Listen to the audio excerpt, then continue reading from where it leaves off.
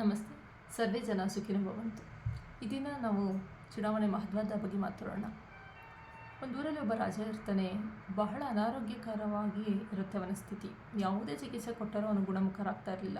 ಆಗ ಆ ರಾಜ್ಯದ ಒಬ್ಬರು ಮಹಾವೈದ್ಯರು ಹೇಳ್ತಾರೆ, ನಿಮ್ಮ ರಾಜ್ಯದ ಪ್ರತಿ ಮನೆಯಿಂದ ಒಂದೊಂದು ಜೇನುತುಪ್ಪವನ್ನು ಸಂಗ್ರಹಿಸಿ ನೀವು ನೀಡಿದರೆ ರಾಜ ಗುಣಮುಖರಾಗ್ತಾರೆ ಅಂತ.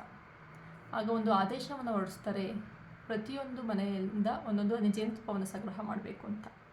ಆ ದೇಶದ ಪ್ರಜೆಯ ಮನಸ್ಥಿತಿ ಹೇಗಿರುತ್ತೆ ಅಂದರೆ, ನಾನೊಬ್ಬ ಒಂದು ಹನಿ ಜೇನುತುಪ್ಪ ಕೊಡಲಿಲ್ಲ ಅಂದರೆ ಅಂಥ ವ್ಯತ್ಯಾಸ ಏನಾಗುತ್ತೆ ಎಂಬ ಸಣ್ಣ ಮನೋಭಾವನೆ ಇರುತ್ತೆ.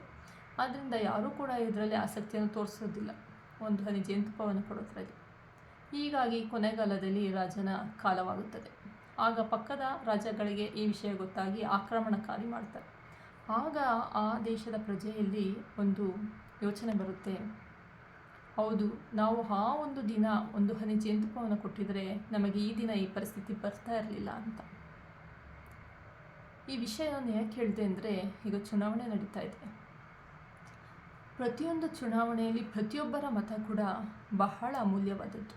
ನಾವೊಂದು ಕೊಟ್ಟಿರ್ತೀವಿ, ನಾವು ಒಂದು ಮತದಿಂದ ಅಂಥ ವ್ಯತ್ಯಾಸ ಏನಾಗುತ್ತೆ ದೇಶಕ್ಕೆ ಅಂತ ಅಂದ್ಬಿಟ್ಟು, ಅದು ನಮ್ಮ ತಪ್ಪು ತಿಳುವಳಿಕೆ. ಪ್ರತಿಯೊಂದು ದೇಶದ ಭವಿಷ್ಯವನ್ನು ನಿರ್ಧರಿಸುವುದು ನಮ್ಮ ಈ ಒಂದು ಓಟು.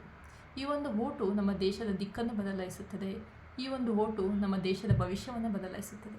ದೇಶದ ಭವಿಷ್ಯ ಅಂದರೆ ನಮ್ಮ ನಿಷ್ಠೆಯ ನಿಮ್ಮೆಲ್ಲರ ಭವಿಷ್ಯ. ಆದ್ದರಿಂದ ಎಲ್ಲರೂ ಕೂಡ ತಪ್ಪದೆ ಓಟು ಹಾಕಿ. ಏಕೆಂದರೆ voting is not A just right, it is also our duty. Vote for India.